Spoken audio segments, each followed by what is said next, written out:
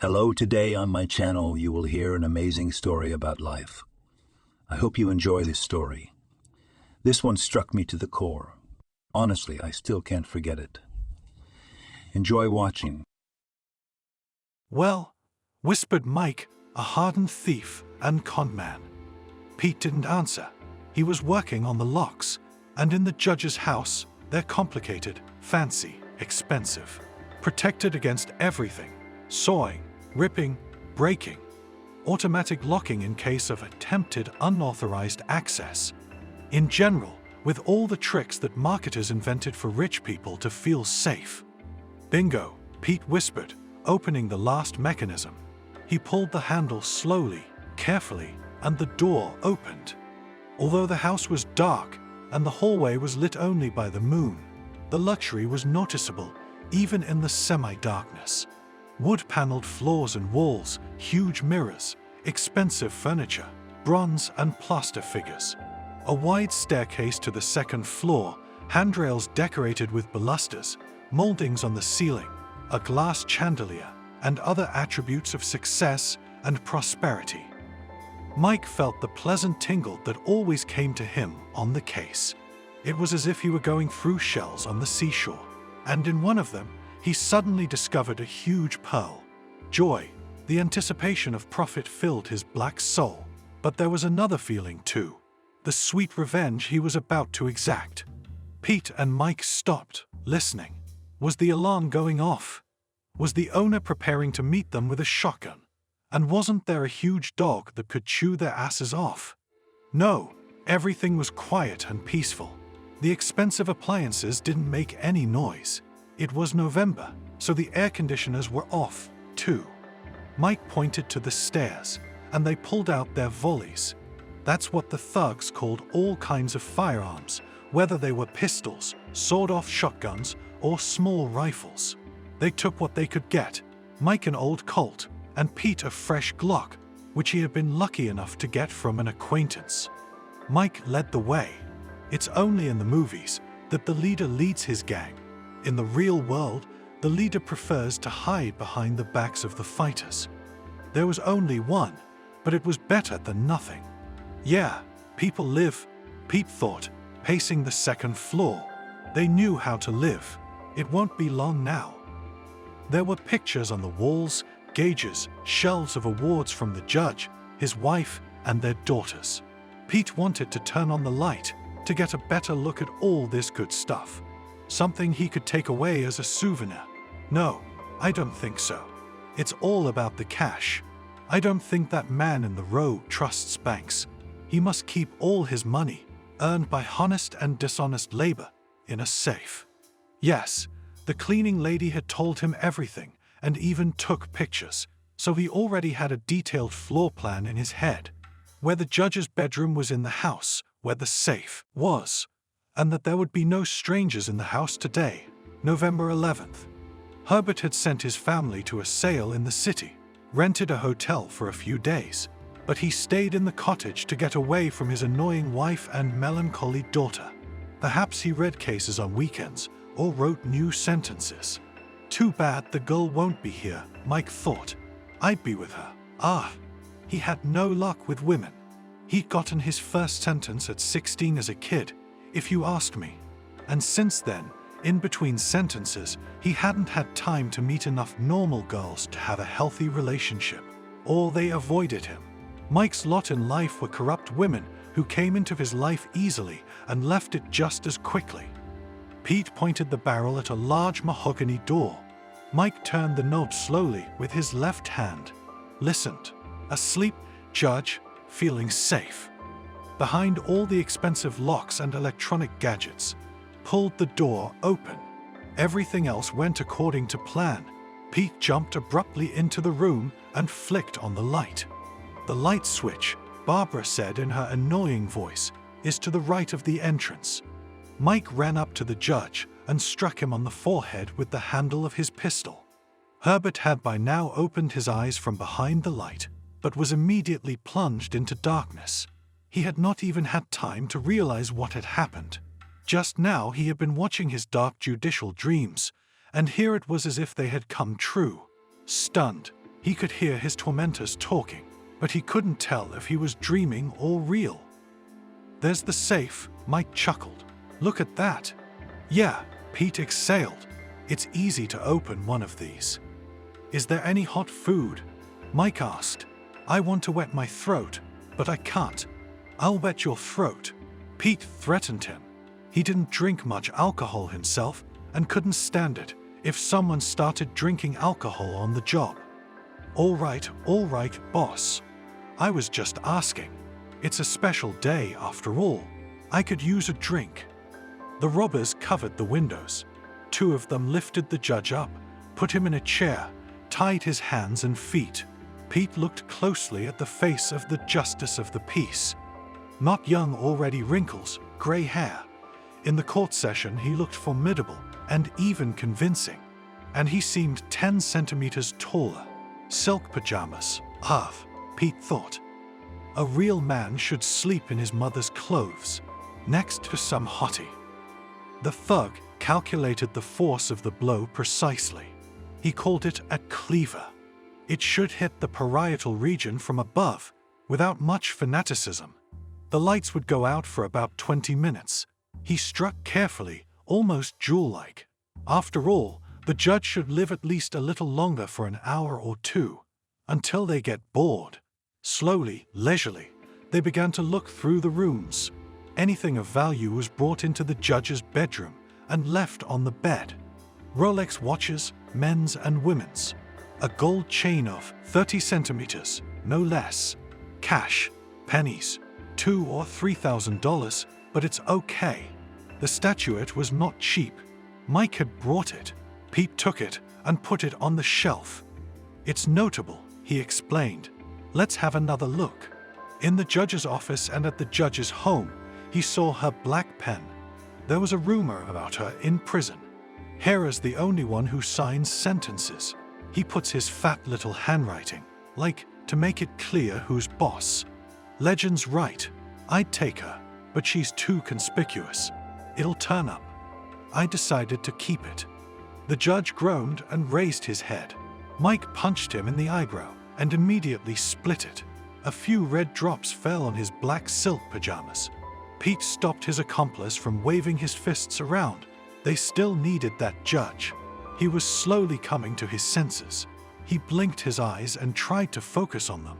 Finally, the cleaver stopped working and Herbert's consciousness cleared. "Did you recognize him?" Pete asked with a grin. "Of course," replied the judge. Surprisingly, his voice was calm. Pete even thought he was smirking, and it made him want to split his other eyebrow. But he held back. "Do you know who you put in jail?" Pete said menacingly. "Oh," exhaled the judge. "Specify the month, or at least the year. I've imprisoned so many." He was about to say fallen, but stopped himself. "Don't piss these criminals off. Breaking into a judge's house. That's taboo in the criminal world." "Outlaws," thought Herbert. But for some reason he remained calm, though his hands were trembling. "I don't think they'll notice." "You know everything," Pete smiled. "You're a clever boy." After the fear experienced at the beginning, the ringleader had already gained complete control of himself. During the trial, the judge was a king and a god, but now he was pathetic. Now he only had to pretend that everything was under control, that now the cops would jump out of the sky and save him. In reality, none of that would happen. Now, tonight, he and Mike are judges, and that justice of the peace is going to be in trouble. "All right," Herbert shrugged. "I recognize you. I recognize you. Did you recognize me? Did you guess what we're going to do to you?" Mike grinned. He had ghastly black teeth, a horror for a dentist. "Of course," replied the judge. "If you've come without masks, you'll kill me. Otherwise, I'll recognize you." "What a clever boy." Pete splashed his hands together. "We'll kill you at the end. And first we'll torture you. We'll torture you. We'll remember everything about you, every sentence you've been sentenced to. Oh, it's gonna be long, I promise." The judge sighed. Whether he was naturally so calm, or whether he was able to hide his emotions skillfully, most likely, The second, he should not show his attitude to what is happening. But this detachment of Herbert's was beginning to get on Pete's nerves. "No, we've got to break that bastard." "Aren't you going to say anything?" he asked. "We'll torture him," I said. "You don't even know how to live. You ain't never been beaten or tortured by the cops, like me or Mike." "No torture," the judge admitted. "I'll tell you one thing before you guys get in trouble. If you untie my hands right now and give me the phone, I'll have you tried for attempted robbery only. And if you kill me, you won't live to see trial. And you know that better than I do. Everything that happened before was just a warm-up. No one will forgive you for killing a judge." Pete's shivering. He's suddenly cold. The judge is right. Of course, they'll do a clean job. They won't leave any evidence. But still, the cops will dig their hooves into the ground, and if they get lucky. No, that can't be. It just can't. We gotta open the safe, get the cash, take out the judge, and then we're outta here. Except burn the house down, but that's for later. You know the Hill District, the judge continued, as if noticing Pete's confusion. There's a camera on every pole. You guys are on the radar. You guys are notorious. You shit where you live. The bastard touched the statue and left marks on it. You'll be easy to find, my good men." At those words, the judge smiled as if he'd taken the initiative. Or maybe he's a real badass, and he's not afraid of anything. Pete looked over at Mike, and he lowered his head. Did he really touch him? "Is it true?" Pete asked his partner in crime. "No big deal," Mike replied, taking the statue and rubbing it on his clothes. The leader swore, grabbed the trinket, and threw it at the wall. It shattered into tiny pieces. "Well," Pete asked, "how long will forensics look for this ashole cells in the shards?" "Okay," shrugged the judge, "but they'll find you anyway. So the only option is to untie me and give me a phone. I'll put in a good word so you can sit there like kings. You'll be out on parole in 5 years. I can really do that." That's when Mike laughed. How many times had the cops promised him that for a clean confession? And how many times had they cheated him? Pete suddenly calmed down too. No, they won't screw up. They'll burn the house down and all traces of it with it. They'll go away, lay low. And when they find it, they'll say no. Cops aren't stupid either. No evidence, no case. And it's not like they're gonna jump out of their skin for this judge. "Let's cut to the chase," Pete said. "There's a safe behind your back. I can certainly open it with a hammer and chisel." "Until your hands," the judge asked. "I'll open it." "Well, no," said Mike and moved in close to the prisoner. His stinking breath made Herbert cringe. "Tell me where the key is." "There is no key. It opens by fingerprint," the judge replied and bit his lip. "I wish those scumbags hadn't cut it off." "A fingerprint," Pete brightened. "Those fat fingers. Which one?" "The big one," answered Herbert, and he became visibly nervous. "Untie my hand and I'll open it. Take the money. I don't care." "No," said the ringleader. "Why bother? You're the one who has to get up, go to the safe. Or the two of us have to carry you back and forth." "No, that's not gonna work." "All right, Mickey, get the knife." Mickey, his partner in crime, started going through his pockets. He had a puzzled look on his face, like he just remembered he'd forgotten to buy bread or sour cream at the store. And the more he made, the more Pete became exasperated. He said to bring a knife. Everyone knows Mike's a master with a blade. What's this dumbass gonna torture the judge with? A finger? "He's gone," Mike said guiltily. "You're the one who's screwed," Pete yelled. "Do you have a knife at home?" the leader asked the judge. "No," replied Herbert. "We don't cook for ourselves." Of course he was lying, or even mocking. Mike swung to give the prisoner another blow, but Pete took his arm. He looked at the judge and smiled his ugliest smile. "That fool thinks they're just thieves, petty jacks. In fact, they've made a mess of things. The same ones Frankie went to jail for. Do you remember what Frankie was on trial for? Pete asked. Yes, Herbert answered. Of course I do. Murder with particular cruelty, for profit. Was that enough evidence? The ringleader grinned. It's all in plain sight. We did a clean job that time. I was convinced it was him, the judge explained. He was convinced, Pete said. Left witnesses, knife planted. Frankie worked like a god. I think I can see who helped him now, said Herbert. That character couldn't have done something like that alone. That's right, Pete said. He wasn't lying when he said he didn't torture the patient. It was a non-literal word for a poor man who had bled to death after being stabbed repeatedly with a knife and a hammer. Looking into his eyes, Herbert saw the fire of madness. Dozens, hundreds of criminals had passed through him, and he seemed to have learned to read their minds. Frankie wasn't lying, Pete repeated, but he didn't turn me in, and neither did Mike. And you shouldn't have judged him. What difference does it make? Herbert shrugged. The verdict's in, there's nothing I can do about it. Anyway, either you tell me where you keep a good knife, Pete began, or I'll go outside, go over to the barbecue, and get a hatchet. I saw it on the way over here, and I'll chop off your whole hand. So be it, exhaled the judge. Yeah, the safe was stupid. He didn't want to lose a finger to modern technology. Knives in the kitchen. I don't know how you guys didn't figure that out. The bell. A real bell on a real doorbell. Mike raised his gun in surprise and accidentally pulled the trigger. The gunshot filled the room with the smell of smoke, and Pete's ears whistled. What an armless stretch. The judge chuckled. He was amused. Looking at that satisfied face, Pete wanted to duke him right now, but he held back. The time hadn't come yet. Pete knew he wasn't cut out for a family. He'd had a few homes in his life where he'd been welcomed like family. And at first, he'd enjoyed it, the first 3 or 4 days. And then the women asked too much, like not looking at other skirts and not to take them home. Is it his fault they choose him? There came a point in his life with Barbara when he got bored with her, and he was just looking for an excuse to leave her. You love her, don't you? Are you sure you're not deceiving me?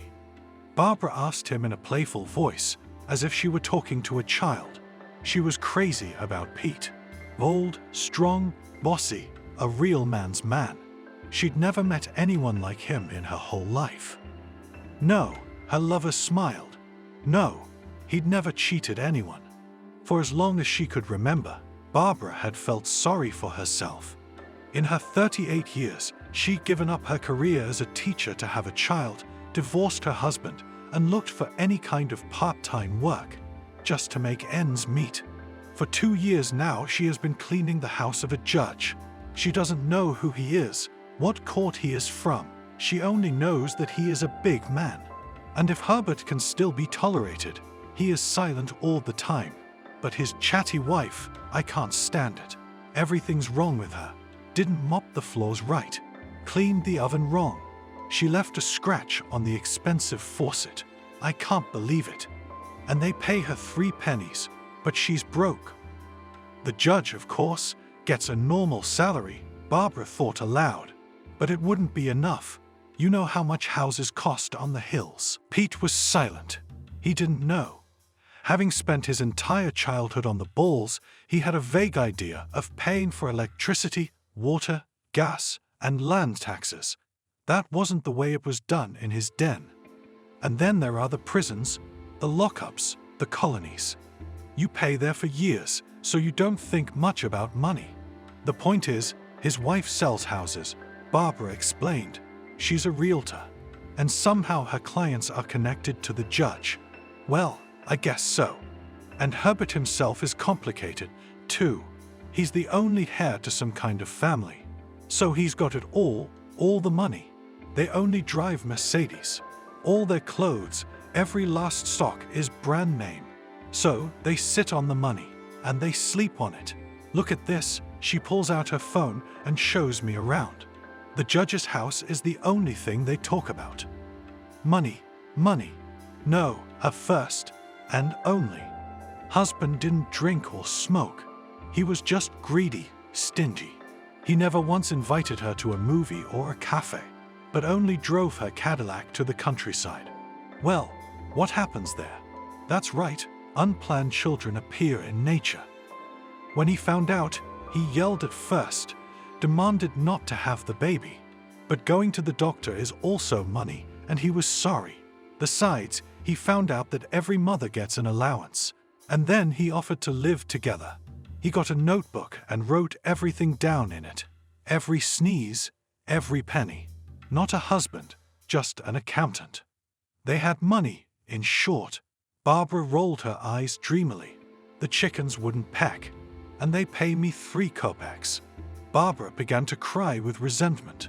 Her first and only husband wrote everything down in his notebook, every penny, and he forbade his son to buy yogurt. So he didn't give her anything at all. He took all her allowance. Like he had to keep a budget. She was almost starving, and she couldn't figure out where the money went. She couldn't stand it and left. "Where's the money?" Pete asked lazily, but he memorized everything. "It is known where in the safe." Barbara answered, and she also showed the picture. Pete was not like her ex. He spared nothing for her, and especially often he gave her jewelry. Even though they weren't new, that was nothing. This necklace has a scratch on it, and this chain has a black dot on it, and he told me not to wear it or they'd steal it. He was thoughtful, took her to restaurants, and once he even beat up a waiter. He brought her steak and potatoes, and there was a hair on the plate.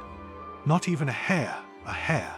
If she'd been alone, she'd have just cleaned it up and eaten, and then leave a tip. But Pete's not like that, no. He knows his rights. And when the waiter said something wrong, a little bit rude, that's when it started. Oh, he gave him a beating. Barbara was crazy about this tough guy. I don't care if he was 6 years younger. Love doesn't look for peers. And you saw it, Pete yawned. That money. You're imagining things, sweetheart. Where does an honest judge get money from? He's a decent man, living on his salary. Yes, of course, Barbara said. On his salary, yes. There's a safe in the bedroom. The judge's cheap wife opened it once, and I was walking down the corridor. So she didn't see me, she didn't notice me. She doesn't notice anything but herself. There were green packets in there. Wraps, just like in a jar. I don't think they were wrappers. And above them, there was a huge cannon. It's like the king of cannons. It's all right. We'll get rich too, Pate said, hugging his mistress. Come here, baby. Oh, by the way, she's gabbing. The judge is alone on November 11th. Can you believe it? His wife's out there spending money. Sailor Schmeiler. And Herbert's given me a vacation until the 14th. We could go somewhere with you. I've got some money saved up that I can afford. Of course, Pete answered. He was getting tired of this woman. No, nothing like that. She's still pretty good-looking, good figure. And every day she crawls around the judge's house on her knees, collecting dust. And that smile. And she looked at him with love. You could feel it. Pete never suffered from a lack of female attention. All his ladies were beautiful, and they all loved him. He didn't. It wasn't Barbara's figure, of course, or her small apartment on the outskirts of town. He didn't care where he lived. And it wasn't his mistress. He'd never been picky or choosy. No, she was good, except that she talked a lot. Too much. He would have liked to lie in silence, to think over all the details of the plan. Now, if anything happened, she'd be sure to rat him out. Anyway, Barbara was talking non-stop, talking so loudly that Pete had a headache. It was all a couple days ago, and it feels like a lifetime ago. But now Barbara won't say anything to anyone. Never. The doorbell rings. The sound is exactly what it should be in a big house. Loud, demanding enough to be heard even on the second floor, and the little bugger who pulled the trigger out of surprise. Now, a visitor's not gonna just walk away, might even suspect something wrong. The shot made the judge jerk, and the robbers pretended everything was going according to plan. But Pete was really scared, and his first thought was to run, jump out the window. "Are you waiting for someone?" Pete asked, yawning. "Yes," Herbert answered. His voice was calm again, though blood was still oozing from the wound above his eye, and the prospect of losing a finger was truly frightening. "Who's that?" Pete wondered. "It's late. It's past your bedtime for old men like you." "The mistress," the judge shrugged. "She always comes like that, when the wife isn't home." "Who the hell is the mistress?" Mike exploded, grabbing Herbert by his pajamas. "You old devil, a beautiful one," the judge replied, and immediately took another punch in the face. His cheekbone burned with a fire of pain. Pretty, Mike thought. Pretty is good. They're still looking at life in prison for killing the judge. So if you add in the abuse of a beautiful woman, it wouldn't change much. That's if they get caught. And if they don't, then one more, one less makes no difference. The bell rang again. How do they live here? It's so loud. It's like it's ringing right over your ear. Pete couldn't concentrate properly because of the ringing. "We should open it," Mike said. "No," Pete said. "It'll ring and then go away." "We should open it," Mike said again. "What if she saw us?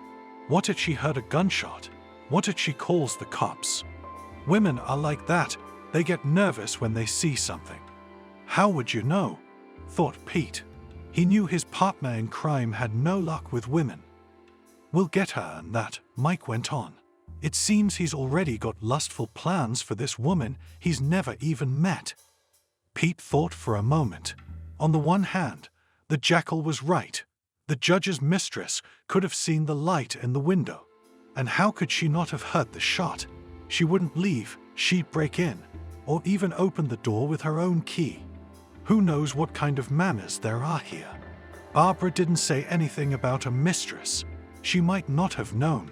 On the other hand, the lustful fire in Mike's eyes made it clear what he wanted to do with the woman. "Masks," Pete said. "You stay here and don't go anywhere." "Okay." "Okay," Herbert replied. "I'll sleep while you and my mistress have fun." It's night, and he's sitting in his old Ford playing a chess game in his mind with himself. Surprisingly boring, if you ask me. Why does everyone think chess players are so special? That their intelligence, ingenuity, and diligence will give them something in life. Another disappointment is the public perception of police work. In the movies, cops sit in cafes all the time, eating donuts and drinking coffee. For his 20 years of impeccable service, Felix has never once had a good vacation and did not even go to the sea. He had already reached the rank of major, but still sat his pants in ambushes, solved the most complex crimes, and he could not even make repairs at home. No time. Why would he renovate a house he's never in? "Harry, where the hell are you?" he asked into the phone. His partner's sleepy voice was more eloquent than any words. "Sorry, boss, overslept," he answered, yawning. "Here, I'm getting in the car now. Here, I'm on my way." "We discussed and planned everything, Gar," Felix hissed. "Do you realize what he's risking? Do you realize what will happen to us if anything happens?" "I'm on my way, boss," Harry continued. "Here, I'm putting my pants on. Give me 30 minutes. "Oh shit!" Felix exhaled and hung up. The lights came on the second floor of the judge's mansion, right in the bedroom windows. Had he missed them? No way. They must have come in through the back patio, the way Barbara had set him off.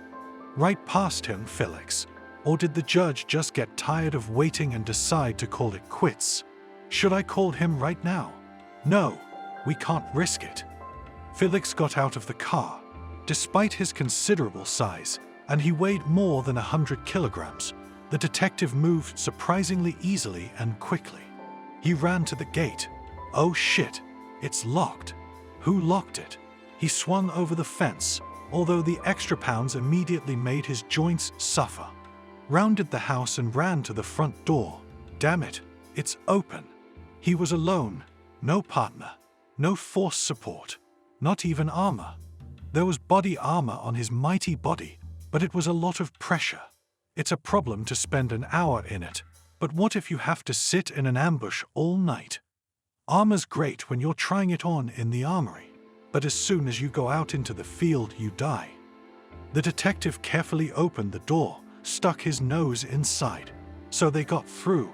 He missed them, all smart and professional. All right, let's listen. Herbert's a tough guy. He was in the Marines. He's the kind of guy who doesn't whine. There were voices coming from the second floor. Of course, he could rush up there right now, shoot the thugs. They walked slowly down the stairs, looking around. From here, they couldn't see whether someone was standing on the doorstep or not. If it was a woman, she would know how difficult it was for elderly men to get out of bed and down from the second floor. She'll wait. We need a plan.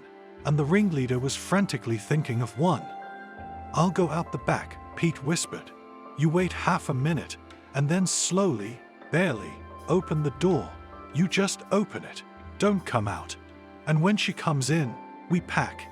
You in the front, me in the back. You got it. Aha. With the Glock in his waistband, Pete ran through the judge's precinct. The grounds had clearly been done by an expensive gardener, and the area looked more like a park. I wish I hadn't tricked, Pete thought as he made his way around bushes, plants, and decorative rocks. The front door was empty. No one.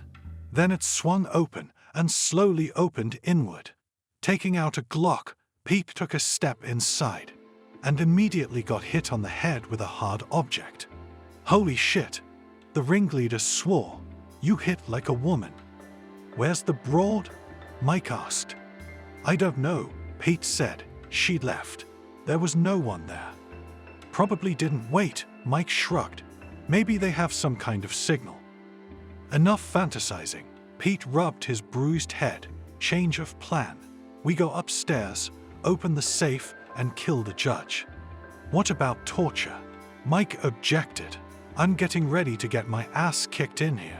Shut up, Pete demanded. Go to the kitchen and get a knife. No, I'll pick it out. The leader darted into the living room, where there was an oven, a dishwasher, a sensor-controlled hood, and other trappings of the luxurious life of cooking at home and for yourself. Drawers, drawers, drawers. Where are the knives? Mike started going through the drawers, opening them and throwing out plates, pots, spoons, and cookware. He didn't know their names anyway. Looking for this? Mike asked, pointing to the knife rack. Shut up, Pete yelled. The sidekick was getting on his nerves. The leader chose a long serrated knife and a pair of fish shears. Just in case. Pete imagined the judge yelling and lashing out as he cut off his finger. Oh, what a good feeling. Avenge all the thieves, robbers, and thugs who'd been innocently convicted. Mike picked up some kind of knife, too, but a simpler one. I'll cut it myself, Pete muttered as they made their way to the second floor. Chief, let me do it. Mike started to argue. I'm a professional. Shut up, said the leader. I'm in charge here. What? Mike was indignant, blocking the stairs. Say that again, Pete said, and slapped the jackal on the cheek. The jackal swallowed his insult like he always did. Well, Chief, whimpered the sidekick. The main thing is to know how to approach him, and then he's like silk. Why is everyone so afraid of him? All right, Pete said conciliatingly. Cut off his other one, or his nose, whatever you want. Can I have an ear? Mike smiled with his black teeth. You can, nodded the leader.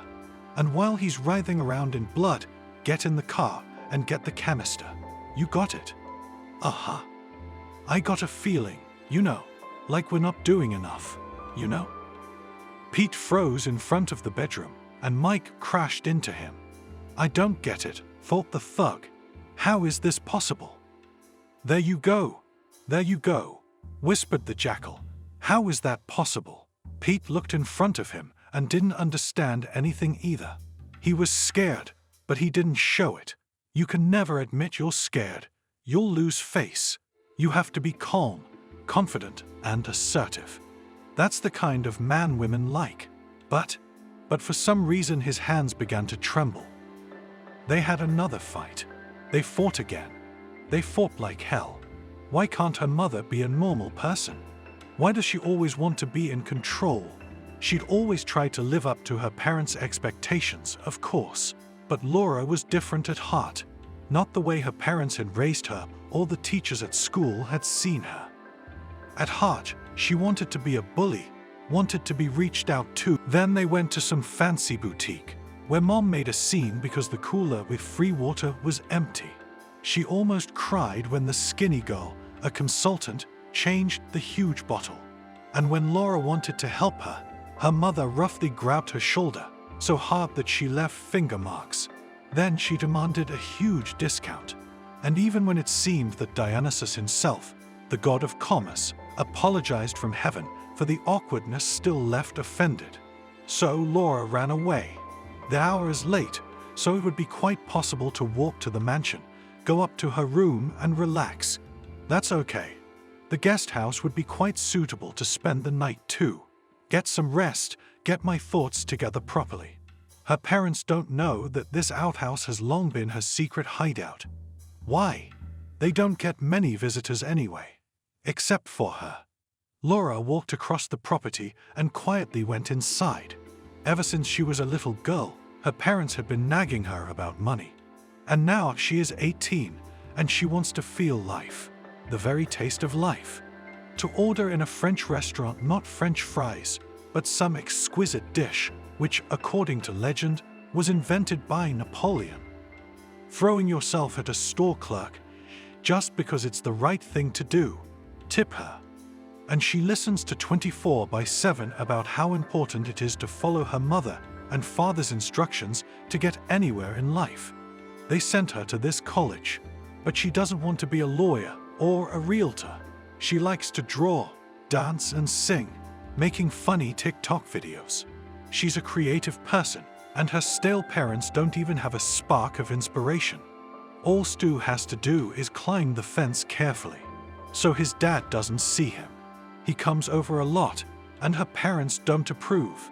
Well, mostly Mom disapproves, but Dad doesn't even mind. Dad spoils her with everything but attention.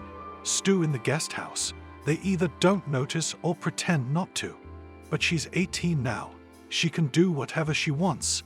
My body is my business. Stu's good. He's beautiful in every way, and how much he loves her. I don't think she'll ever meet another man in her life who's so close, so sincere, so her own. But in her mother's opinion, he has a huge flaw, a gigantic one. He comes from a very simple family. His parents never earned anything and rent a small apartment under the mountain. She has opportunities and connections. When she got the name and patronymic of her daughter's boyfriend, she immediately found out their entire history down to the third knee. And she gave her ruthless verdict: poverty. For a mother, it's the worst disease of all. You might think that a person's virtue is measured by his income or property. But parents think like this: if you're poor, stay away from my daughter. Mom wants the children of ministers and other bigwigs, TV anchors, politicians. She already wiped her tongue in blood, telling me how important it is to get married right. Mom, what husband? I'm 18 years old, and if she ever marries, it will be for love. If she ever has children, it'll be with her own man. She threw off every last bit of her clothes and went into the bathroom. Even here, in the guest house, her parents had spared no expense. Huge, with a jacuzzi tub, just a pleasure machine. A special pump filled it with water, a temperature that could be adjusted to a degree in a matter of minutes. I looked at myself critically in the huge mirror. Yeah, the sides could use a little trimming, and a tighter stomach. I should definitely do sports, go to the gym. But Mom was always missing there, so she wanted to do the opposite. It's easy enough to go on a diet, but Stu loves her just the way she is, which he's always emphasized, by the way. Throwing a foam bomb into the water, she slowly submerged herself in. The warmth and fragrant smell immediately filled her soul with peace. She unraveled her white hair and placed her head on the special recess. God, it felt so good, so comfortable. When Stu came, she would be waiting for him. She'll take him in her arms, tell him everything that's in her soul, and he'll listen, listen, listen. Castles and rich houses have secret rooms, halls, and galleries. It's as if wealthy people have the secret of the fourth dimension, the one that could be extended indefinitely. How am I any worse? Thought Herbert when they designed the house. It was done by his own people, so they were willing to do whatever he wanted, knowing his finances. No, his mansion wasn't like a castle, although Herbert's blue blood demanded something like that. In this fashionable neighborhood, where he barely bought a plot of land, he'd be misunderstood. He had pledged not to build a structure higher than 10 meters with a chimney and a weather vane. What's a castle without a tower? He had to settle for a rather compact but rather luxurious mansion. Obeying the instincts of an ancient family, he laid a secret passage through which he could escape, to leave, to vaporize, to vanish. It was how the nobles had escaped sieges and attacks in their castles hundreds and even thousands of years ago. Moving along the secret corridor, the judge felt something similar. True, he wasn't going to go far. This house had been built 10 years ago and had been designed even earlier. Sylvia, of course, had objected to the county thing. She's a realtor. She knows how to count money. What she couldn't understand was how to reflect these hidden squares in the blueprints. How to hide your own secret passageways from friends who need to show off. "We won't be able to sell it later," she said. "No way," replied the judge. "I'll never sell it. I'll die here." Herbert was adamant. Even then, more than a decade ago, he had put a lot of bad guys behind bars.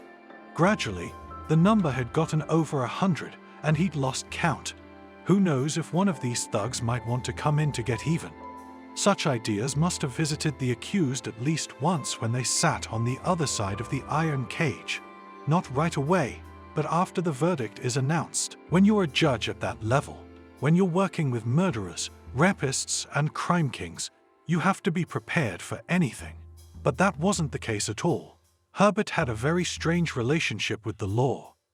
Maybe he had once dreamed of changing the world and putting all criminals behind bars. But even then, that wasn't his main concern. It was not for the justice of the world that he spent years doing the rough work, passing exams and obtaining permits, convincing all kinds of examiners of the purity of his thoughts. Herbert, as a man of passion and adventure, simply loved adrenaline. He liked to be the center of attention. All those journalists, lawyers, assistants, and all eyes are directed at him. He is the king and lord of Themis. He can pardon or put away. He is the embodiment of Themis. What a heady feeling. And when Felix, his old acquaintance, not friend by any means, voiced his plan, the judge laughed at first. Yes, it was funny to him. The detective wants the two thugs to be tried by the law. No, think about it. And then Felix played a very different tune. He offered to get justice on his own, and he got through to the judge's heart. Herbert liked that, but... "Understand," said the detective, sitting in a leather chair. "In the judge's chambers, they were just like that. I mean, they're serious. I know these guys well. They'll stop at nothing. They'll spend years figuring out how to get to you so they can send you to the afterlife, if it's just you." "I understand," Herbert nodded.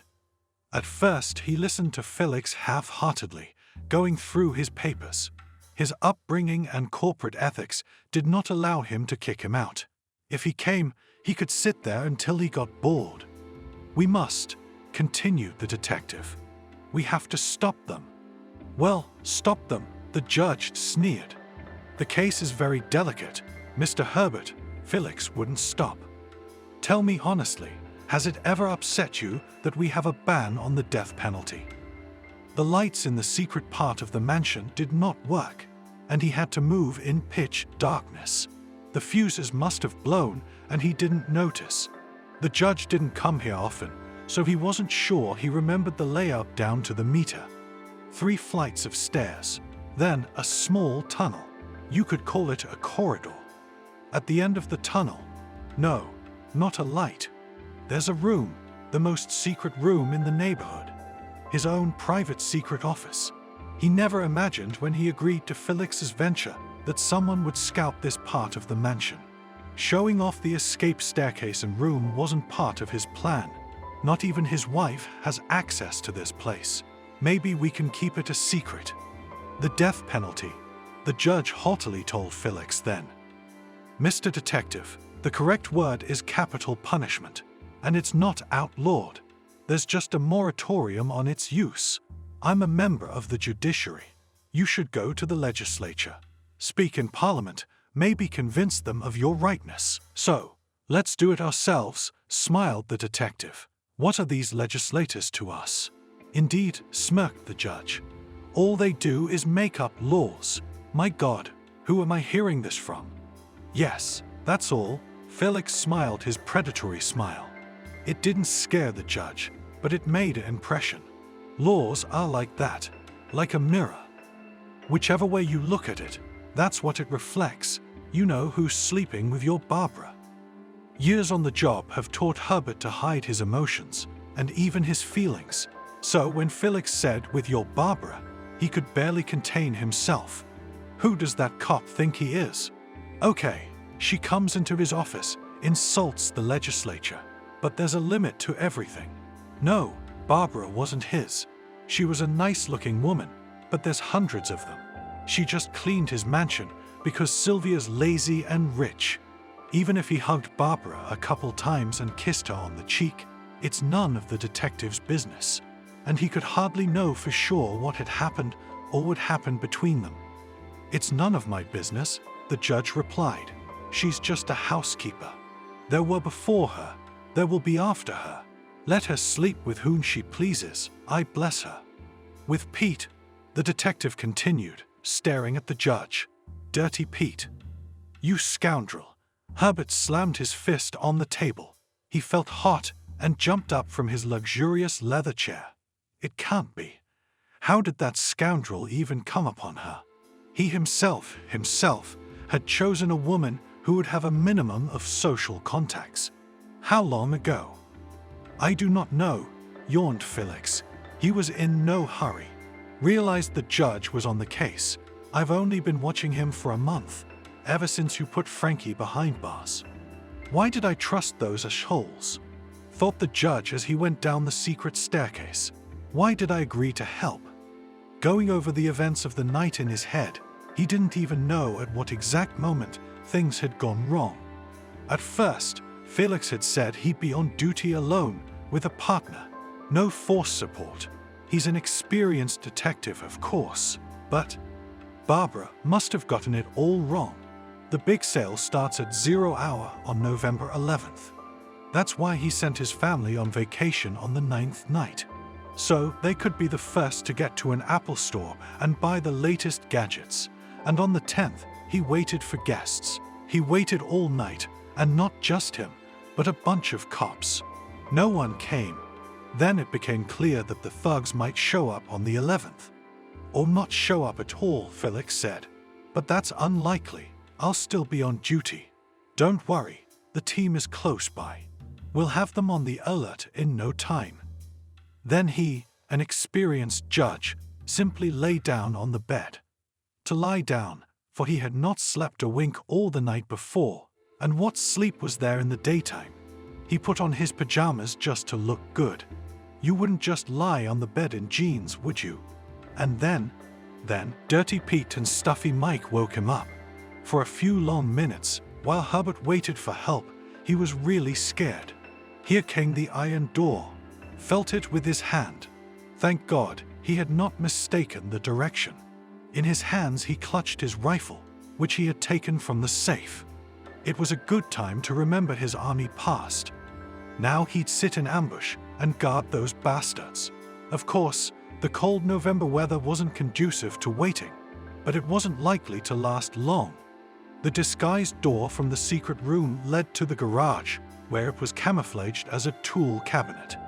To get out, he had to bend over 3 times. In fact, he never used that exit, and he went to his secret room from the bedroom for certain reasons. Running out into the lot, Herbert rushed toward the rockery. Going around the back of it, he lay down on the fanciful composition of rocks and plants. It was a little rough, but it would do. He put 3 bullets in those thugs' foreheads for every punch to the face, and then he'll deal with Felix. Is it stupidity or treachery? There he is, one of them, sneaking up to the guest house. It's him.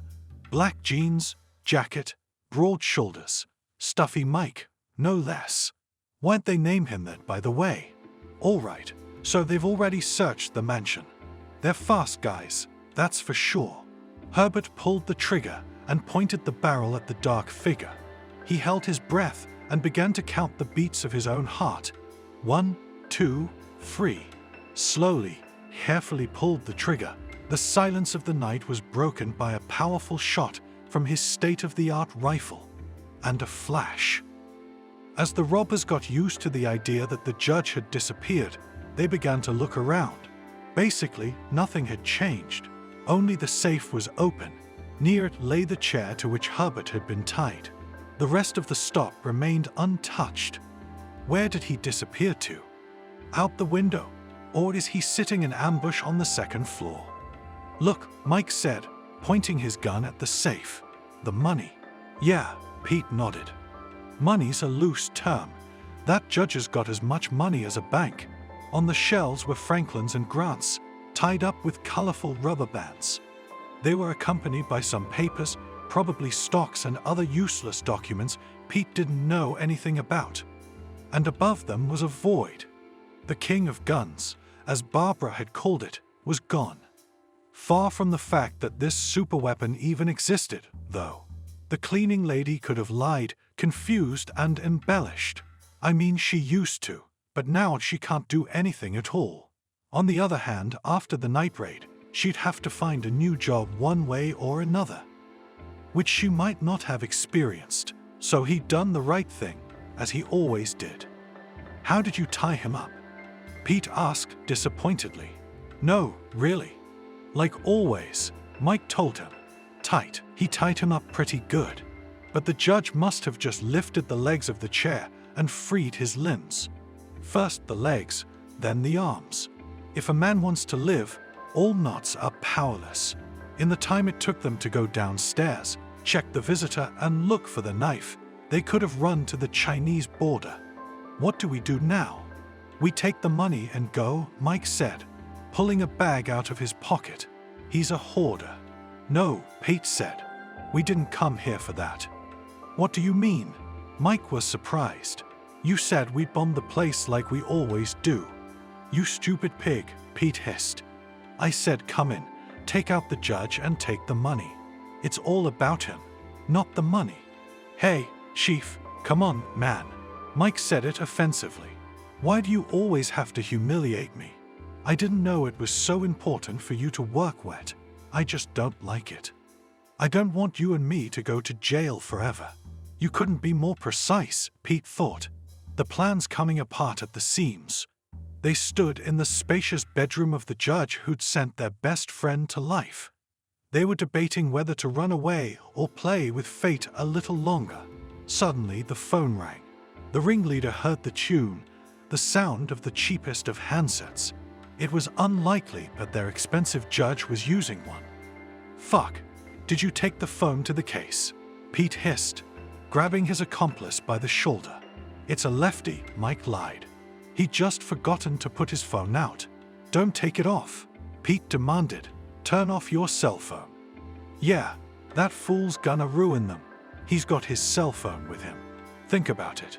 The ringleader took a couple of steps into the huge bedroom and suddenly, no, look at this. What is that? It's like the bookcase has pulled away from the wall a little bit. Pete pulled it towards him out of sheer curiosity. And the piece of furniture, bulky and heavy, suddenly moved easily to the side. And behind it opened. You got a flashlight? Pete asked. Sure, boss. Then go ahead, said the leader, pointing his gun into the darkness. If you see him, shoot him. I'll be right here on the lookout. and I'll collect the dough in the meantime."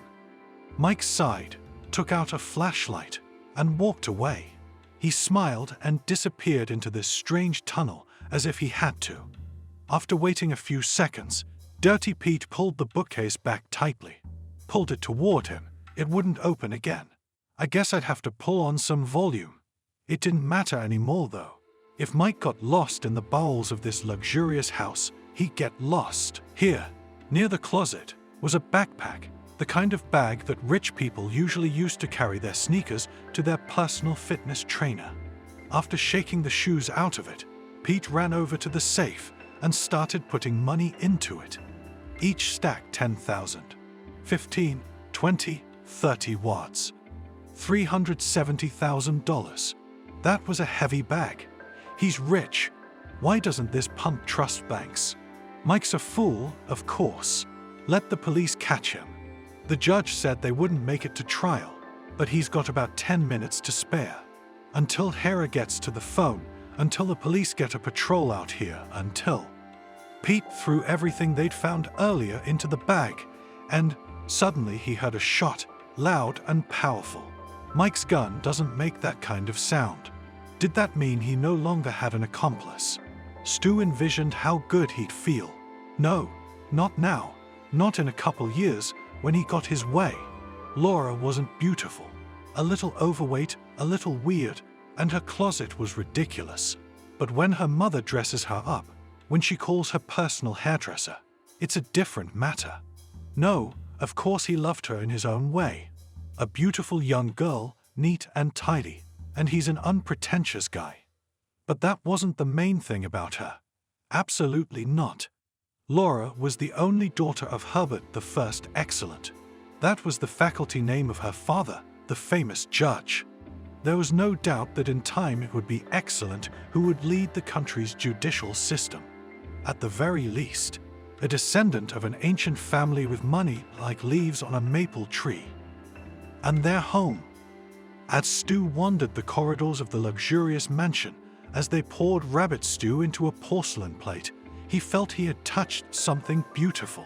It was Laura's mother, that imperious and pompous woman named Sylvia, who spoiled everything. Herbert seemed to accept him, if he was at all interested in his daughter's life. But this megalomaniac never did.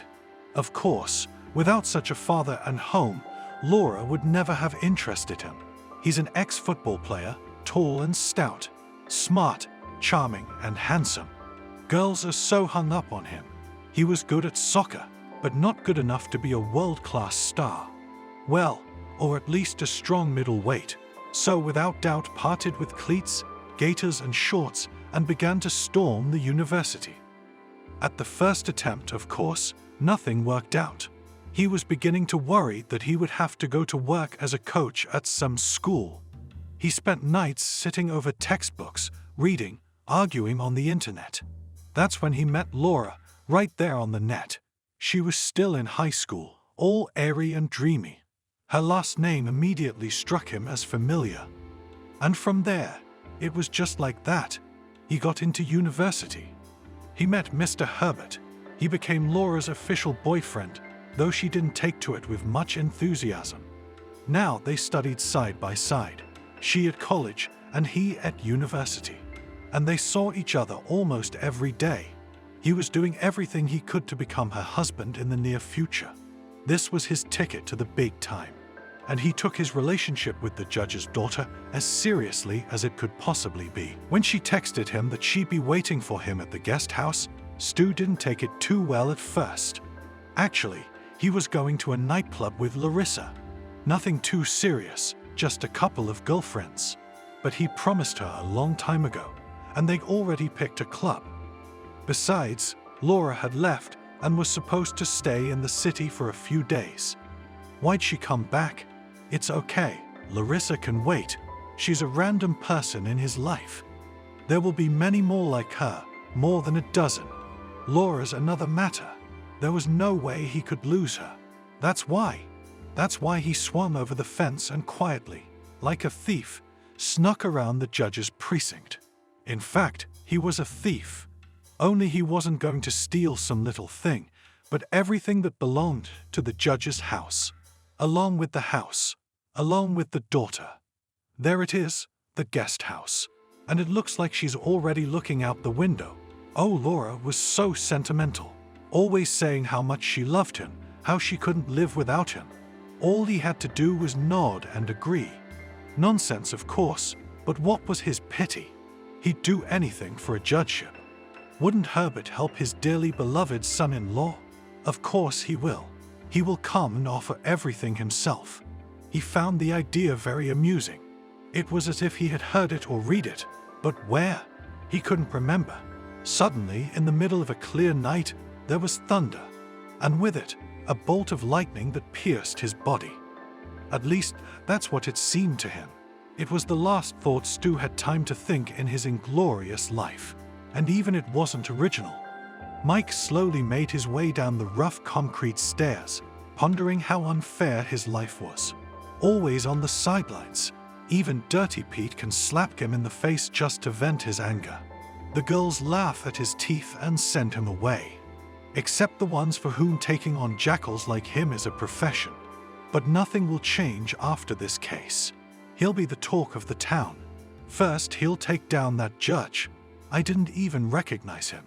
It was Hira who baptized him 12 years ago. He sentenced him, a 16-year-old boy, to juvie, and at the same time he gave him a nickname, Stuffy, because he was so hot, he was sweating and begging for a window. And the judge smirked.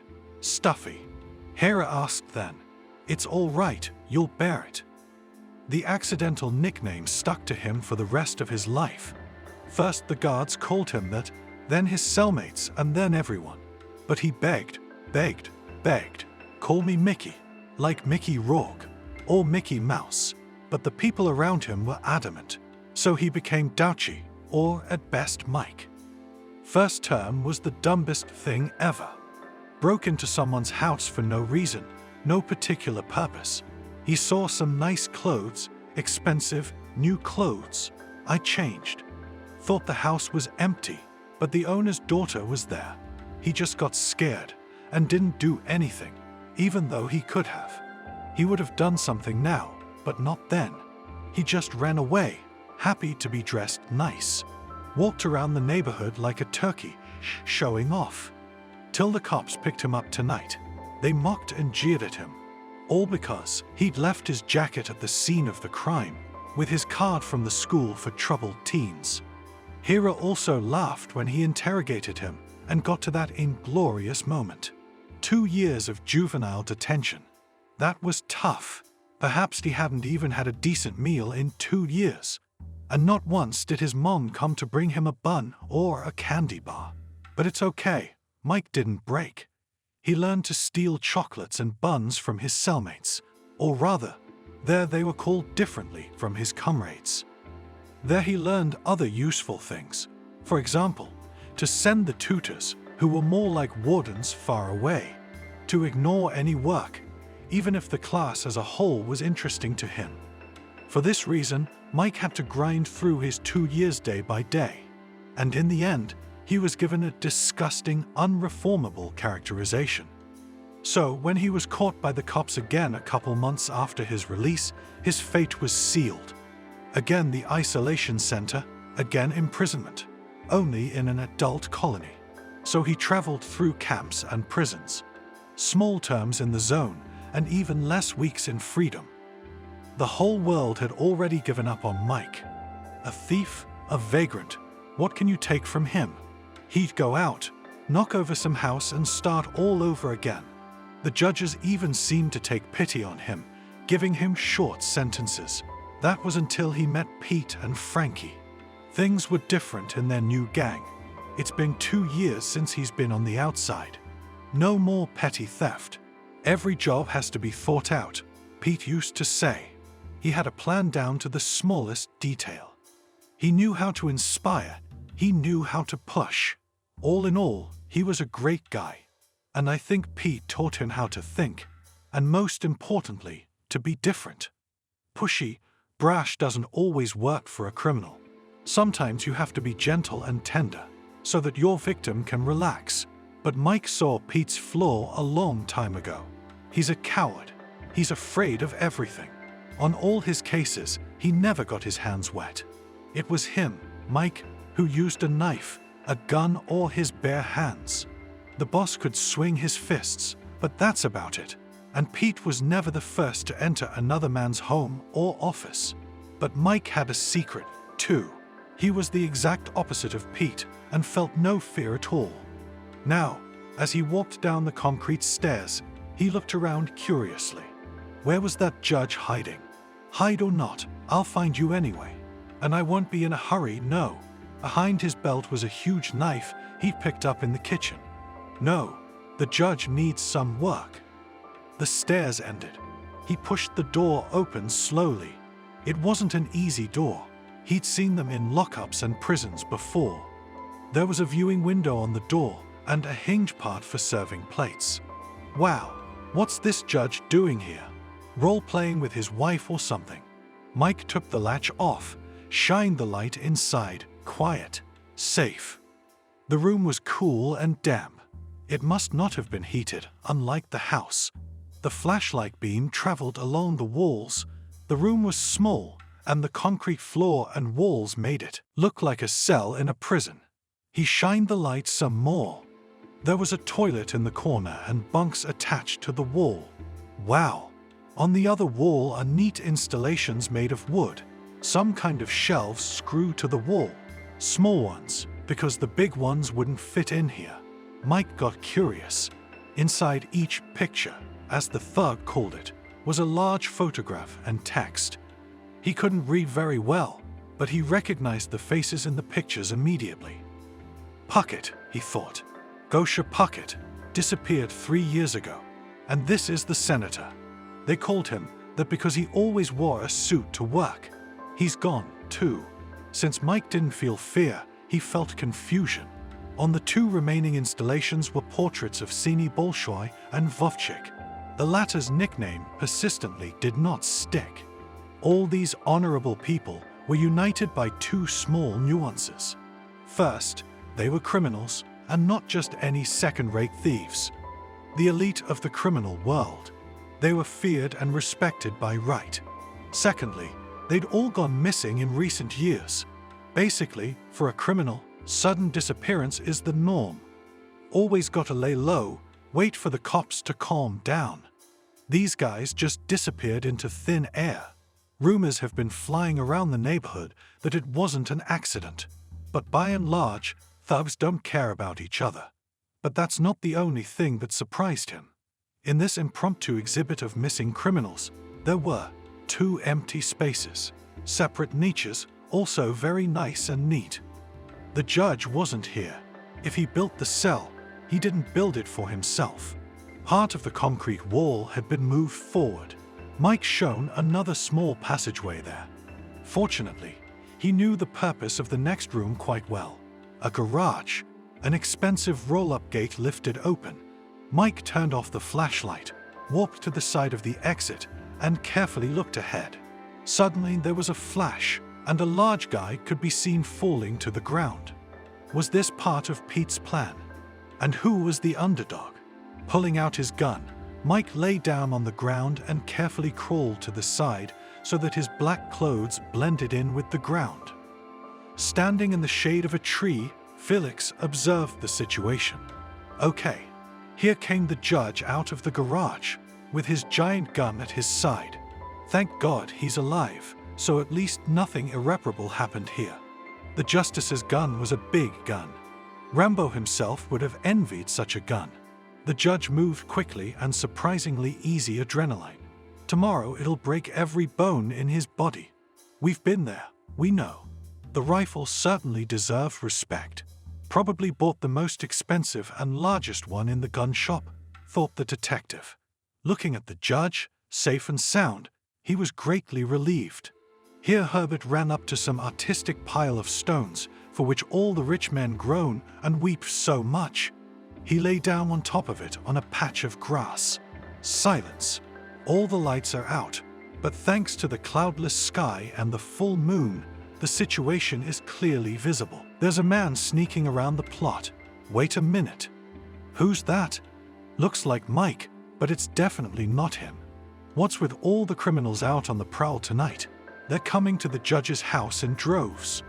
Definitely a thief, Felix thought, as he watched the dark figure look around. He's going straight to the small outbuilding. How small? Only against the backdrop of a huge shack. Well, let him go, and we'll deal with him later.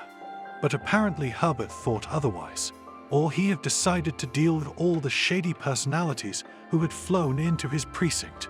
Here the judge raised the barrel and began to repeat the trajectory of the smeek. Spellbound, Felix stared at him, but could not even think what would happen in the next second. The detective did not have time to realize anything, as a rasping shot rang out, and the burned gunpowder illuminated the area for a second. The thief collapsed to the ground, an accurate shot. The detective dismounted from his position and ran along the fence toward Herbert, so that he would not inadvertently come under the judge's fire. Hiding behind the barn, Herbert continued to watch the exit from his mansion. It was unlikely that the remaining burglar would go to the back door. Besides, it was locked securely, so it was necessary to wait a little until the second thug appeared in the target zone. And to get him away from the door a little bit, I don't want to damage the finish. His wife will take his head off and she'll be right. Sylvia would charge him for the hole in the bedroom ceiling. Let him run, Herbert thought. He liked hunting, though the last time he had gone after game was many years ago. Let him. You can't run away from me. Suddenly the judge felt a strong hand grasp his shoulder, and a second hand lowered the barrel to the ground. He turned around, wondering how Pete had gotten around him.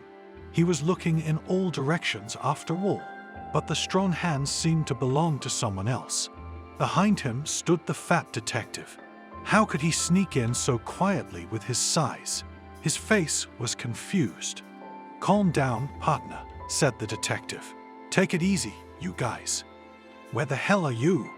Herbert asked instead of greeting. "Where is the other one?" "Sorry, Your Honor," said Felix almost sincerely. "My partner is in ambush, waiting." "No," explained the judge, "the second thug. I already got the first one. I got Mike. He's over there, cooling off, and it's your fault, by the way." "Herbert," said the detective. "I'm sorry, but anyway, it wasn't Mike. It's some kind of a total lefty. Maybe a thief, I don't know. I'd recognize Mike right away. He's taller and bigger. This one's just a kid, not even a belly." "Oh shit," the judge whispered. He felt his feet start to get cold. "Are you sure? 1,000%.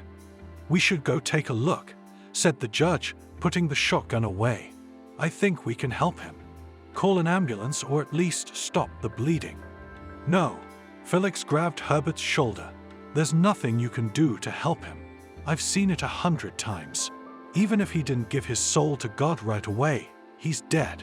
You got a big buckshot, and the shot hit him in the chest area. Plus, those bastards are still in there. You come out, you open up. Let's sit in ambush." "That kid went that way." The detective pointed to the guest house. "It can't be," whispered the judge. "I think he saw a light in the window. But not that bright, or was he imagining it? His ears were a little stiff from the gunshot, and his eyes were blurred with light. Where's your phone?" He took the receiver from Felix, sat down and began to remember his wife's phone number. Here it was, the 21st century. He used to know several dozen numbers by heart. Why? Because he used to dial them on the machines all the time. First with a round disc, then buttons. And then these smartphones came along. They remember everything. Where you were yesterday, what picture you took a year ago.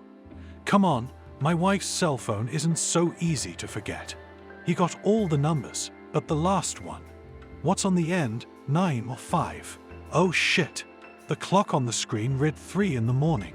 Right, 5 is the number of the amendment. Come on, pick up the phone. "Honey," he whispered.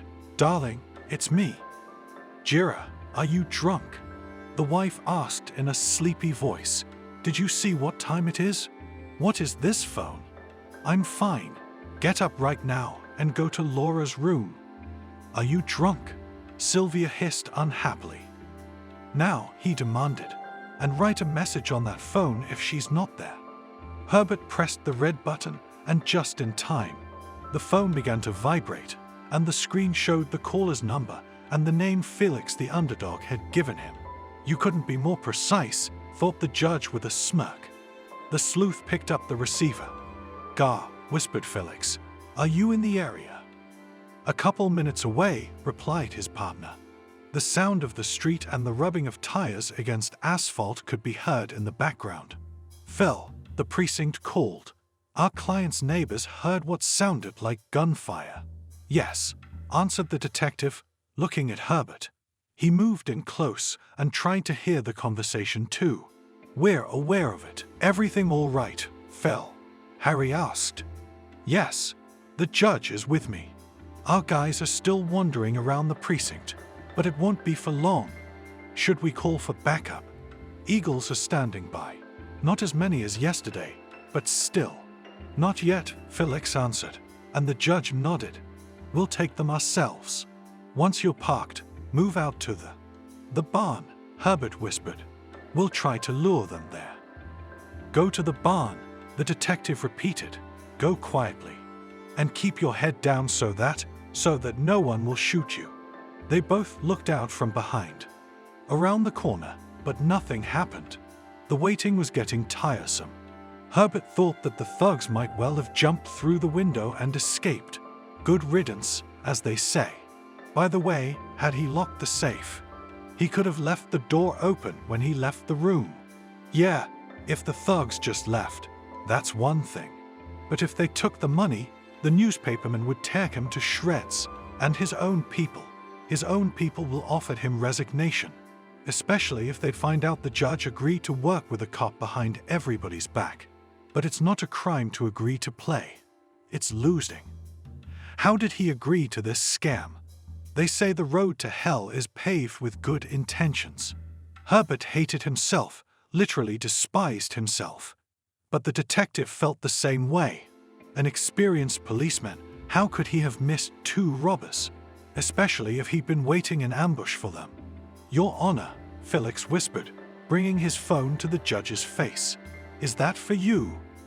The message on the screen. Well, what does it say? Herbert, she's not here. Call me back, I'm worried. What does that mean? Asked the detective. It means she's back, sighed the judge. Laura, my daughter. Also, I think I know who's been sneaking into the guest house. Mike saw a light on in some building. With the mansion out of the picture, this structure could very well be called a house. Everything was in place: chimney, veranda, rug, and other attributes of cottages. Only the cottage was smaller, wasn't it? The judge must have gone there. He's resting, hiding. We should take a look around. Mike walked up to the cottage and began to look in every window. There was a faint light burning in one, wavering. It's like a candle being lit, thought the thug. He pressed himself close to the glass, and no. So the judge hadn't lied about the mistress. The fogged glass didn't give him a good look at what was inside, but the long white hair left no doubt. A woman. Mike's brain immediately shut down. Lying in the warm bathtub, Laura stared at the tablet screen. She had tapped into the security cameras and was waiting for her lover. Someone had turned them off an hour ago, but she had turned them back on.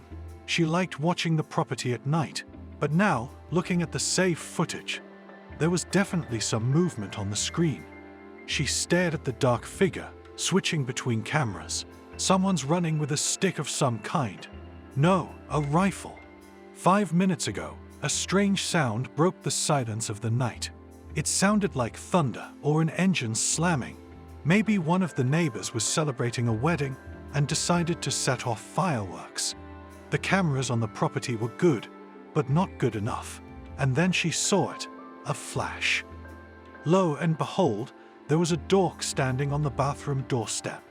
Laura sat up in surprise, covering her chest with her hand. "Who are you?" she asked, frightened. "And what are you doing here?" I'll call the police. Well. She began frantically tapping on the tablet screen.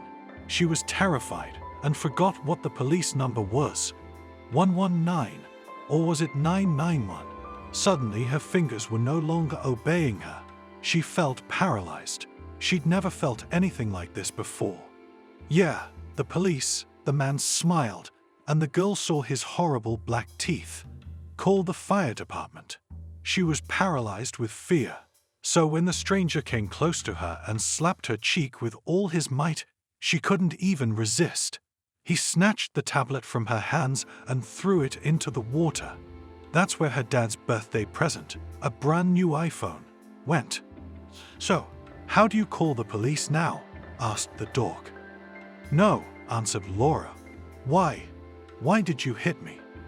Turn away, please. I want to get dressed, said the girl and suddenly cried. She started to rise, but the stranger grabbed her by the shoulder and sharply put her back down. With force, he removed the hands with which she was covering her breasts, and on his face she saw an expression that frightened her for real. She was suddenly very, very cold. A shiver ran down her body. You're such a sweetie, he said, smacking his lips. You've never even known a normal man, have you? Nothing. Now I'll tell you everything and show you. And with these words, to the girl's horror, he began to take off his clothes. Jacket, sweater, socks, jeans. Then she covered her eyes with her hands and saw nothing. Only smelled the nauseating odor of a man's body, dirty and neglected. From the way the water level in the bathtub rose sharply, she realized he had just sat down next to her. She wanted to scream, to call for help, but out of terror, she couldn't even open her mouth. He grabbed her arms and pulled them away. Put her in the water, gently stroked her shoulder. The way a cat plays with a mouse never kills it immediately. The girl felt the blood drain from her face. The bathroom around began to spin, and in the center was the black smile of the hubby who had just broken in. Pete, nicknamed Dirty, opened the back door without much trouble and stepped out into the night. People live. The air here in the suburbs was wonderful. His soul was warmed by several $100,000, which he put in his backpack. The main thing now was to get to the car, start the engine, and drive away. I could, of course, go back, burn the hell out of this house, but it wasn't worth the risk. Pete ran to the high fence and climbed over it without much difficulty. Oh, how many fences he'd had in his life. How many locks. Well, it's all right to take a break now. We'll have to go away somewhere. Not forever, for a while. He could even get himself a new identity. $100 grand and he'll have a clean passport. But he won't go far. He'll watch the judge from afar. And he's bound to come up with a new plan to get close to this man. He'll probably install new locks. He'll buy another safe, bigger than the last one. Hire a guard or two. No matter what he comes up with, Pete will always be one step ahead. He's a professional, as unassuming and unstoppable as fate itself. There's no other way around it. Frankie, of course, is a pity, a driver and mechanic from God, a great helper, and in general. Mike is such a buddy. He is too aggressive, and Pete was starting to be afraid of him. The leader peeked out from behind the trees, looked around. Clear. There's his Pontiac waiting for him. It's a reliable car, no doubt about it. He left the keys right in the lock. Who would steal a car in this expensive neighborhood? It's a nice car, but it uses a lot of gas. Too bad he'll have to dump it, but that's his lot. A real thief can't have anything permanent. No apartments, no women, no cars. Pete opened the door and took the bag off his shoulder, but then someone slapped him across the face with all his might. He fell backwards. The bag fell to the ground, and wads of dollars spilled out of it. The same man roughly turned him face down, put his hands behind his back, and delivered another blow to the back of his head. Pete's eyes starred before his eyes. It can't be. He fought feverishly. It just can't be. That's how Dirty was ignominiously caught red-handed at the scene of the crime. The cop was so proud. When the detective and the judge ran up to the guest house, Felix's phone rang again. He reluctantly picked it up. "Partner, I got one in," Harry reported, sitting on Pete's back. He wanted to put his knee on Pete's neck, but they'd recently been strictly forbidden to do such a thing, on pain of dismissal and prosecution. "Who did you take?" Felix was surprised. "Dirty," answered his partner. "I just arrived. I saw his car, about which you spoke. I got inside. I had such an impulse. That's it. It wasn't a minute later he showed up, sweetheart." "Where's he going now?" "Put him in our salon for now," Felix replied. "Just tie his hands and feet carefully, and tie his mouth too, and bullet to us. And don't move. There's cameras everywhere. Listen, Phil, don't hang up." Harry said again, "There's a whole bag of bucks here. What are we gonna do with it?" "Take it with you," Felix said. "Go to the guest house. It's like a mansion, only smaller. Over and out." Herbert ran up to the cabin and froze in indecision. What was waiting for him inside? What if he opened the door and there was his daughter's breathless body? He had often interrogated relatives of victims in murder cases. Not a pleasant experience, if you ask me. Or did he take her hostage? "Your Honor," Felix whispered, "good news. Dirty Pete has been apprehended." "Where?" The judge was surprised. "On the street," answered the detective. "My partner." Felix preferred not to talk about the fact that it was a coincidence. After all, luck loves the prepared. Pete was taken on the hot seat. The judge has a couple of bruises on his face. It'll heal. All we gotta do is get the other one, and we're good to go. The judge was silent, and the detective preferred not to ask him any questions. Is this Mike so stupid that he's hiding in the guest house? Or maybe he's taking a bath there? Meanwhile, Herbert opened the front door. It wasn't locked either. At least, the detective hadn't seen the judge fiddling with the locks. Where would he go? This man without a robe.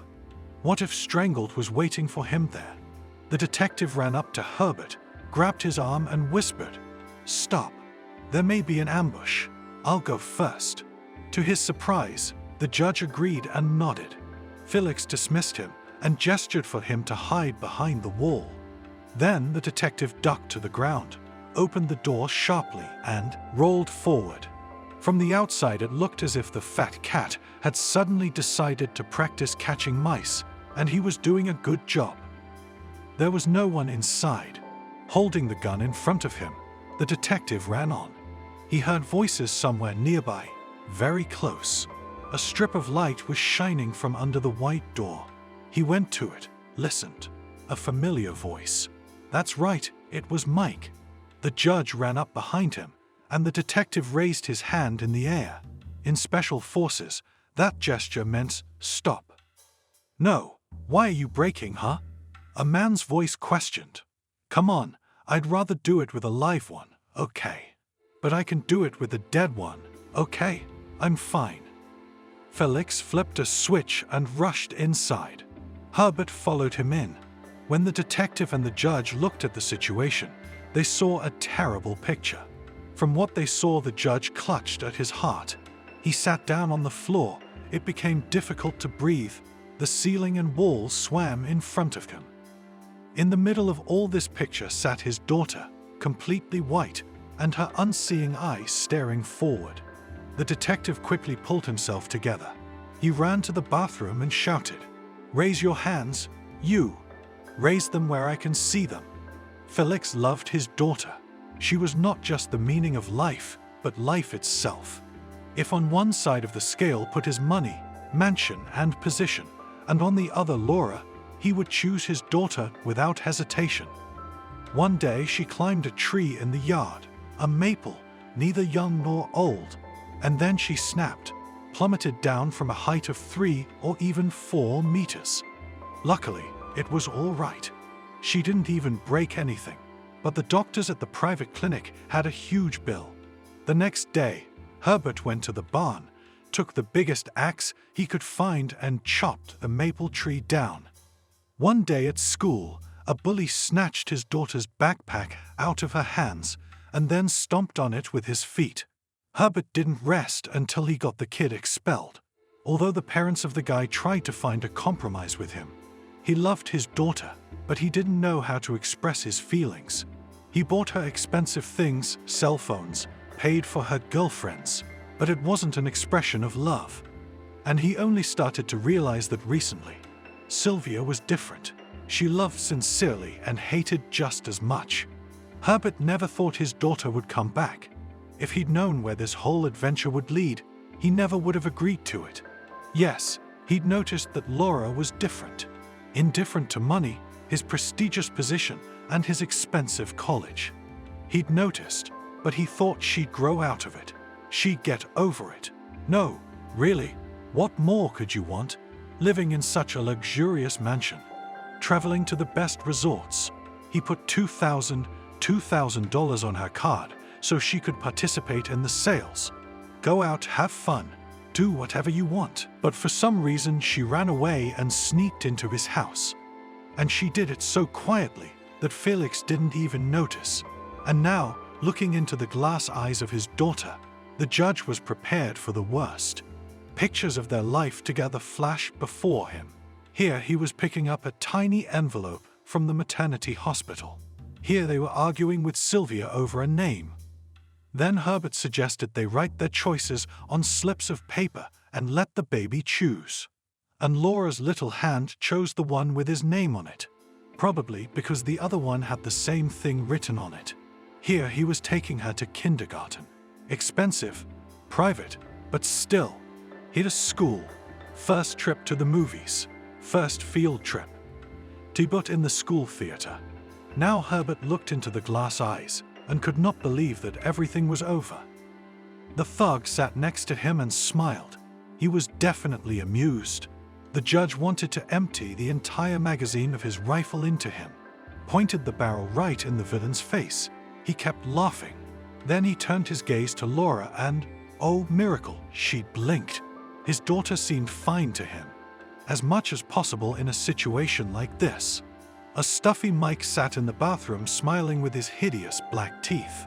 One of his dirty hands rested on Laura's shoulder and the other on the rim of the luxurious tub. In it he held a gun. As he shifted his gaze from Felix to Herbert, he did not utter a word, nor did he react in any way to the judge's huge gun. "Raise your hands," I said. The detective demanded. "Well, or what?" asked the thug. "Will you shoot me?" "Yes," nodded Felix. "I'll blow your brains out." "No, you won't do that." Mike shook his head. "That's not who you are. You're a goose. You're a goose. You're a goose. You can't do anything." "Get out." "Mike, it's over," Felix repeated. "No," smiled the robber. "I'm fine here, with a chick like that." Laura woke up. She looked at her tormentor, and without a word she elbowed him right in the eye. Mike roared in pain and started to raise his gun hand. But the detective's lightning-fast reaction didn't fail him. In a split second he was near the thug and knocked the gun out of his hand. Laura threw another blow, then another and another. Mike himself flew out of the tub. "But no, chick," he screamed. "You could have just said you didn't like me. Not this." Felix made a slip. Mike collapsed to the tiled floor. He laughed as the detective cuffed him behind his back. Dark water dripped off his filthy body. It felt like he'd never washed at all. In a minute, he had a huge puddle of water, in which he was floundering like a fish, and he kept laughing. "What a night," Mike said. "Something to remember in the cell." "Get that garbage out of here," Herbert said and walked over to his daughter. "Laura, are you all right?" But his daughter was silent. She was crying, smearing tears on her cheeks. "It's okay, she's a strong girl," the judge thought. "She'll get through this." And indeed, Laura sobbed for only a few minutes. Then she wiped away her tears, looked at her father, and begged, "Daddy, come out of here. I want to wash this filth off me and get dressed." "Did he do something to you?" Herbert asked. "No," she answered. "He came in a couple minutes before you." "Thank God." whispered the judge and carefully closed the door behind him. The detective put Mike on the floor. Herbert tossed the criminal's belongings next to him. Felix put on his pants, boots, and t-shirt and sweater without removing the handcuffs. But he didn't bother to take his underwear and socks. Now the bandit looked ridiculous. "Are we going according to plan?" the detective asked, looking at the judge. He was silent for a second, then nodded. "Yes," replied Herbert. "I'll take my daughter now, and we'll start formalizing them." "Whatever you say," Felix agreed. "Hey, put your socks on," Mike demanded with a smile. "My heels are freezing." "You'll get over it," the detective spat. He was used to detainees behaving nastily, so the criminal's words did not resonate with him. Returning to his daughter, the judge saw her surprisingly collected and calm, or just detached. She had drained the bathtub, and now her gadgets lay in the fragrant lather. The judge took them out, pressed the buttons. "It works. Wow, he hadn't paid that kind of money for nothing." Herbert looked into his daughter's eyes and said, "It's no trouble, Laura, that these have sunk. I'll buy you new ones. Go ahead, order them right now." "Okay," she nodded. "Do you want anything? Shall I make you some tea or heat up some milk?" "Just take me to my room, Daddy." They walked through the property, and the landscaping now seemed annoying to him. Why does he spend so much time on the picture? Far more important is what's inside. If you want justice, be prepared for someone to get hurt. Justice, like beauty, requires sacrifice. "Forgive me," Herbert asked. "I'm sorry.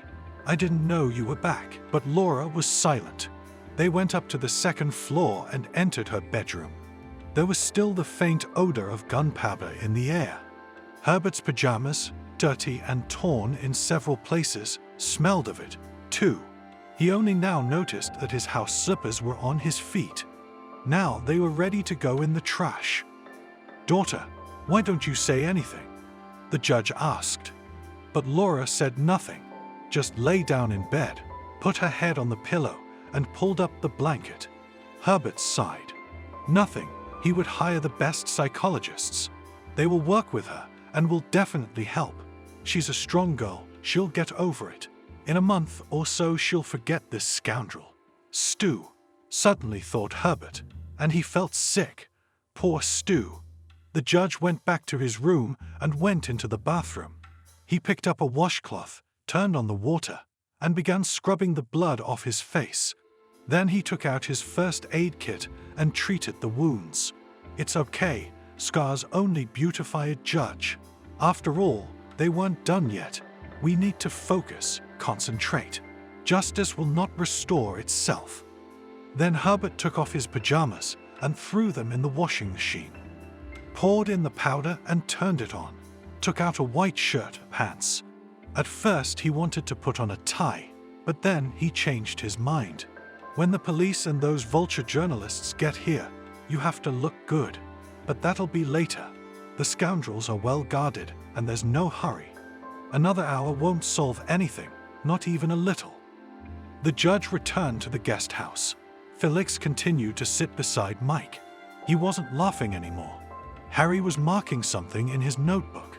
That's the old school, writing everything down. How does he make sense of his scribbles? The detectives looked at Herbert. Felix sighed. He must have felt guilty, and he was right. "How is she?" the full cop asked. "She's having a nervous breakdown," Harry said. "Took her into the bedroom, put her to bed, asked me not to call an ambulance. I think we should see this through to the end." "That's good," Felix replied, "because I'm really determined to get to work. It's like a dream come true." "Shouldn't we call for backup, too?" Harry asked. "No," Felix said. "What's the point? We've already held them off. I think it makes sense to stick to the plan. As soon as we leave, the judge will call in a task force. Have them get a proper record of the whole thing." "Whatever you say, boss," Harry nodded. "But I've already made my point." The detectives looked at the judge. Only now did they notice that he had changed his clothes. "Hardy, I'll give you that." "Bring the other one here," Herbert ordered. It was time to finish. When Harry brought Pete in and seated him beside his accomplice, Mike's face was twisted with anger. The detective placed the bag of bucks next to him.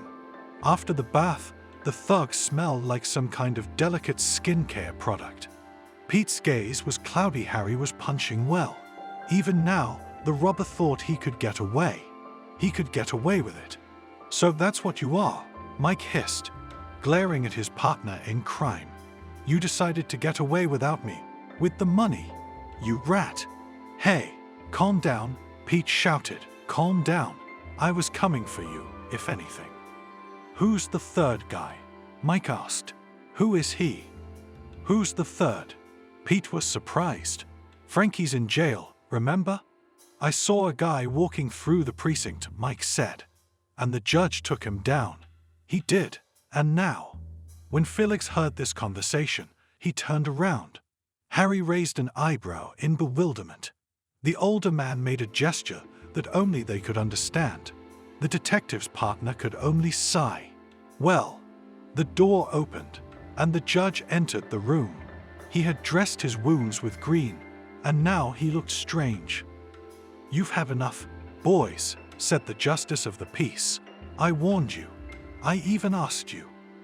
"Go fuck yourself," Mike hissed. "You've already ruined my life." "It's definitely them," Herbert said. "They confessed everything in the bedroom. What are you going to tell them, Felix?" The huge cop smiled, showing his white teeth. It must be the smile of the lion preparing to swallow its prey. He looked at Mike and Pete carefully and began his story. "You think Frankie didn't say anything?" "Hell no. He told me right off that it was you two scoundrels who'd set the whole thing up. But he didn't want to say anything on the record. He was scared shitless. I needed proof. I wanted to nail you both to the wall." "Why?" Pete asked. "Couldn't sleep at night?" "I was watching you," Felix smiled again. "And when I found out you were sleeping with Barbara, I knew right away that you were digging for the judge." "No," Pete shook his head. "Coincidence.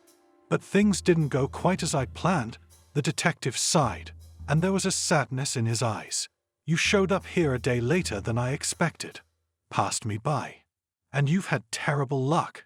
But he who laughs last laughs well." Night Road. How many times had he, Pete, driven like this? Police cars have bars separating the back seat from the front.